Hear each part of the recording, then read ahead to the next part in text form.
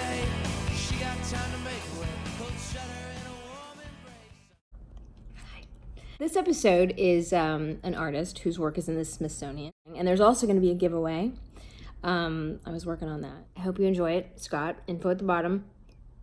But when you really have something to say, Yeah. I think it pushes your work into a different, And it's you saying. different it's place. you And saying. it's authentically you saying. coming Yes. from you. Yeah. That's So a authentic great- performance. So important for Yeah. people to hear. Well, the current stuff is on. It's on toxic masculinity. I have so much respect for you coming from that place because that's not always the popular way to. That's not the first thing people want to explore all the time. No. So Well, tell me. and it's really that's what it's about for me is digging into like because that's what this stuff all comes from is from me digging into what's really bothering me. The show that I'm working on right now is about consent negotiation. So, Wow. Big stuff. Yeah. Right. It's So, huge, but the idea being that like in toxic masculinity, which to me would be a generalized statement about how men act in a way that isn't constructive in their relations with women, generally speaking. In consent negotiation, there are signifiers. So this gets into linguistics, right? Consent signifiers. Like, what is a consent signifier? If I'm talking to you, I'm a man, you're a woman, there are things that, if it's toxic masculinity, I'm now judging all of the things you do as potential consent signifiers. Okay. Right? Yeah. Now, you might just think you're being friendly and cute. Right. Right? But from a toxic masculinity standpoint, it's like, oh, she likes me.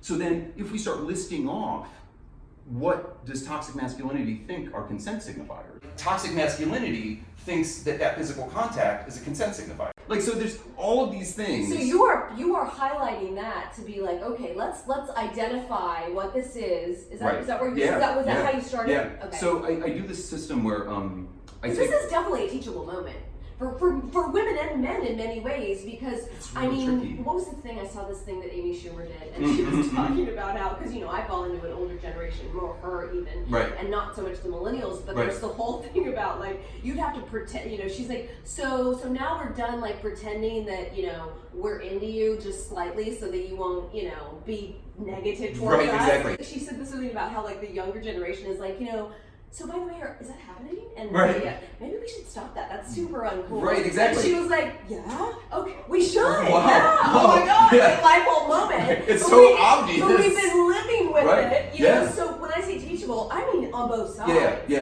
The concept for the show, I do these pieces of artwork where I take sheets of glass and I pour silver onto them, and then I print portraits and I print images on them. So they look like these things called daguerreotypes, which are like original photography, Yes, but they're large and you can't do daguerreotypes at this scale. So it's these kind of melting mirrors with images printed on them.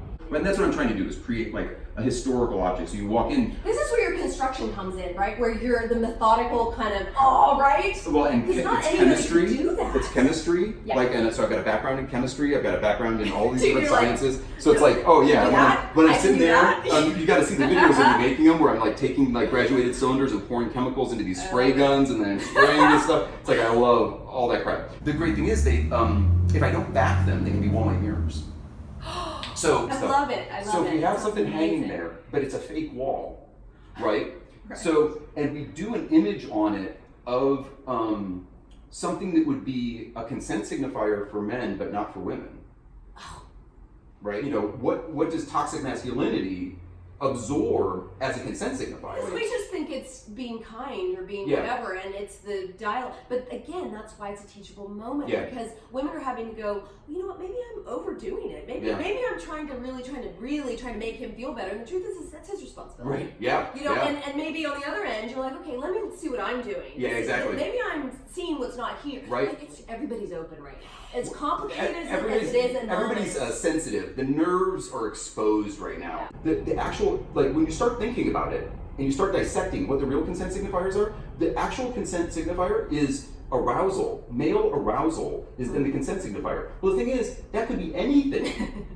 That means that just by virtue of you being female. You also have men that say, friends of mine who are like, well, now what do we do? And I'm like, that's the thing. The dialogue is what we do. Right. Like, Yeah. you know, instead of Yeah. going, you're the enemy. Now I'm just really scared of you. Right. Oh, Right. no. That's missing the point. Right. The point is that now's the moment to Yeah. talk. Yeah. Now that we're both open to Yeah. it, let's now talk about it. Right. As opposed to, now drawing some line. Yeah. See, that's where I think that's people that are afraid of the conversation. And I can respect that too. You don't want to have a conversation, but don't make it like the women are the enemy now, because that's just silly. It's just not happening. Right. I don't see, that didn't change when this happened. I didn't think all men I just was like, great, this is a great moment. Right. For two human beings to talk to each other, rather than for one human being to view the other human being as purely a factory of consent signification. Right. And that every breath and every... But at least we can define it now. No, that's the whole thing. That's what I'm all into, right? Is the language and the finding definitions. The and fact that you have the language. Yes. That's amazing. So it's a one-way mirror, Okay, right? yes. It's got some sort of imagery of consent signification on it. And so people are looking at it, but then the model from the image is on the backside, watching the people to see how they're responding to it. And at the end, when you get through all of these pieces and you walk through the back, then you discover, you can stand back there. So part of toxic masculinity is like the male gaze, but the male gaze always thinks it's powerful and not being returned, right? That it's got this position of authority by viewing and digesting consent signifiers. But now all of a sudden you go around back and it's like, I was being watched by the painting. So as I was like leering, at this consent signifier, I was actually being observed doing that. And to me, The power of perspective. right? And to me, I'm looking for short circuits. I'm looking for means of short circuiting things. And to me, there's this moment of going back there and seeing that you were observed. And it's like, is that who you want to be? I'm super Do excited you about. think that when you say short circuit, do you think that's the role of the artist? This guy named Larry Harvey, he was the founder of Burning Man. I'd never met him before, but I knew what he looked like. He pulled up and in his golf cart the week before, because we're building, and I was super excited. And I was like, Larry, I'm kind of getting bummed out about Burning Man. I think Mr. Burning Man. Mr. Burning Man. I think it's starting to tank. Like, I think this was in 2014. I was over it. Where's this going? Right? Is it just this big freaking party? Like, isn't there something more to it? The thing that resonated with me that then carried through was he said, people want to get on a track. They want safety and security, and they want to get on a track, and they want to know that the safety and security they build for today is going to be reproduced tomorrow, and they want to just be in a spot that they know they're going to just continually be safe. And once they find a track that allows them that continued safety, they will stay on that track until something comes along and pushes them out. And as soon as it pushes them off that track, they're going to look around on the ground and try and find something that will put them back on that track to get them safe again. Advertising plays on that, again, by saying, you smell. You smell pushes you off that track, you look down on the ground, and there's deodorant on the ground. You pick that up, now you're back on the track, everything's fine again, right? Right. He said, our role as artists is to litter the ground with alternative solutions, so that when somebody finds that they're off their track, rather than deciding that they're going to use some product or some commodity or some other thing that's pre-planned to be there for them, it's really not going to solve their problem. Right. That there's some other thing that they can look down on and be like, oh, this might be a solution. So the signs are a direct, reach from that, and just be present, and you're okay, you're amazing, whatever, you're fine. You've got all the tools you need inside you. You do not need to be reaching down on the ground to get some other tool. You are complete as you are. But that's a great story for me that talks about what the role of the artist is. That's one thing art can do, is push you off the track, and another thing it can do is provide you with possible solutions when you are off your track. Yes. So both. There's an intro that's going to go at the top of this, and I was like, maybe we'll do a giveaway. Oh. Something Stickers cool. are better than shirts, because if you give away a shirt, you might not give away the right size. Oh, that's true. That's It's like to have a range of price points, right? Oh, right. Yes. So, That's like, a very important. That's a great note for artists. Yeah. When you have a space the big ticket items that are, the big pieces and whatever, but if people can come away with things and just have, I do shirts because people like the images and I, screen them on shirts and some things or like that. smaller prints just or small whatever prints, it is, anything like exactly. that.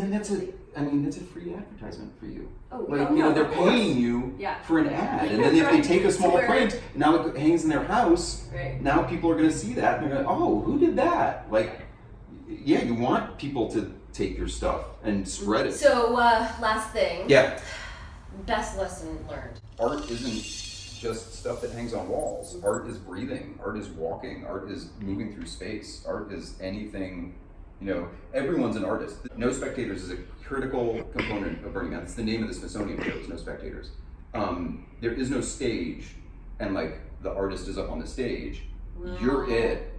You're it. We're all it. And this notion that, that I was an artist really came from that experience and seeing people be artists, not by painting or drawing, by doing whatever it was going to be. That's what really makes the Burning Man exhibit at the Smithsonian so important, is because that's a short circuit, because the Smithsonian is the arbiter of what an artist is. You show Picasso in the Smithsonian because Picasso is an artist. That's the notion. That's the notion, is the Smithsonian is up here and we're all looking up at it and we're like, oh, putting the Burning Man show in the Smithsonian short circuits that hierarchy. Right. And said, now the Smithsonian recognizes we're all artists. And that you can walk in and you can be like, oh, I could do this. Thank you for coming. Oh, this is awesome. Really, Super cool. I mean it. I said that, I was like, be ready. The minute you walk through the door, we're just go. I remember the day they contacted me. Yeah, I bet you remember the day they contacted you.